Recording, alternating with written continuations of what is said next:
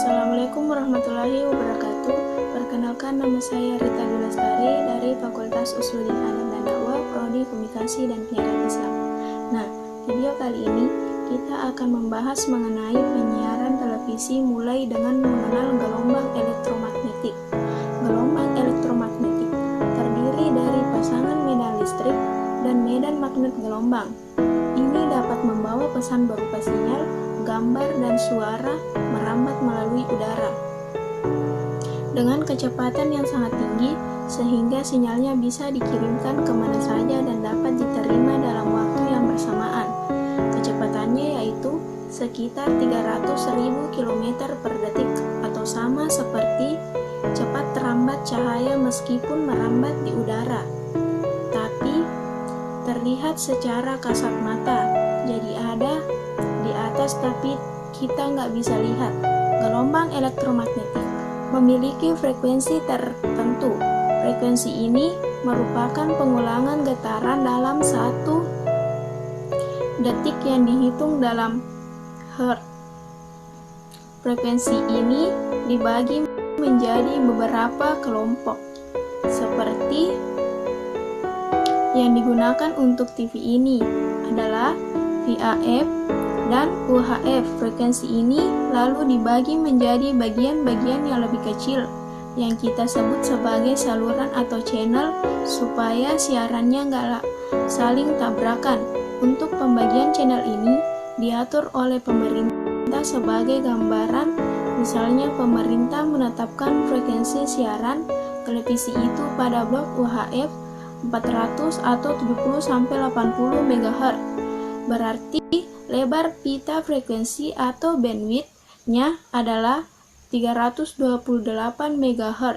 Ini angka dari 800 dikurangi terus ditentukan kalau jatah masing-masing televisi adalah 8 MHz, maka jumlah stasiun TV maksimal adalah 328 dibagi 8 jadi 40. Selanjutnya, belajar tentang pers ini, kita bisa mengetahui seperti apa sih pelaksanaan atau aplikasi tentang hukum pers yang ada di negara kita, karena kita mempelajarinya berdasarkan dengan ketentuan peraturan perundang-undangan yang saat ini berlaku. Jika kalau melihat ketentuan pada pasal 1, di sana dijelaskan bahwa pers itu adalah lembaga sosial dan wahana komunikasi massa yang melaksanakan kegiatan jurnalistik meliputi mencari, memperoleh, memiliki, menyimpan, mengolah, dan menyampaikan informasi baik dalam bentuk tulisan, suara, gambar, data, dan grafik maupun dalam bentuk lainnya dengan menggunakan media cetak, media elektronik, dan segala jenis saluran yang tersedia itu adalah definisi dari pers dan sudah diatur dalam undang-undang pers. Itu pasti akan ada sebab kenapa undang-undang pers ini diterbitkan. Undang-undang di sini ada dari bagian awal-awal peraturan perundang-undangan yang di sana berbunyi tentang menimbang dan untuk informasi juga.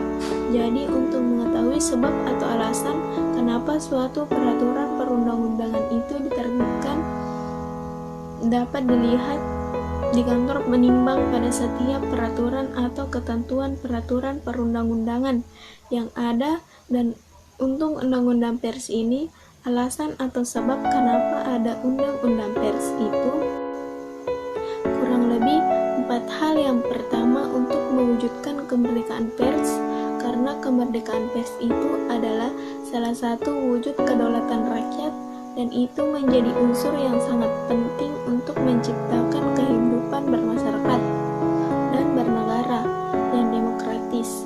Jadi penting adanya kemerdekaan mengeluarkan pikiran dan pendapat sebagaimana konstitusi yang telah diatur di negara kita, untuk mewujudkan hak asasi manusia karena untuk menyatakan pikiran dan pendapat sesuai dengan hati nurani masing-masing orang.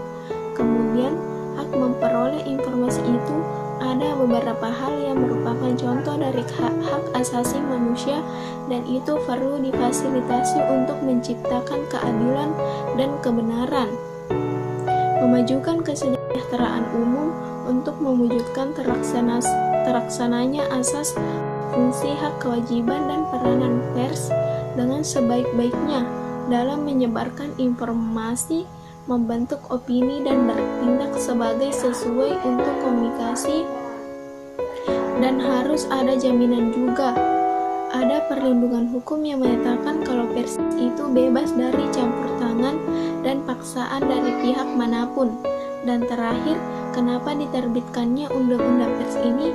Karena pers nasional itu dinilai punya peran penting untuk ikut serta menjaga ketertiban dunia sesuai peranan lain, yaitu memenuhi hak masyarakat, menegakkan nilai-nilai dasar demokrasi, terus juga mendorong terwujudnya supremasi hukum dan hak asasi manusia, serta menghormati kebinekaan. Yang ketiga, mengembangkan pendapat umum berdasarkan informasi yang tepat, akurat, dan benar, melakukan pengawasan kritik, koreksi, dan saran untuk hal yang terkait dengan kepentingan umum, memperjuangkan keadilan dan kebenaran.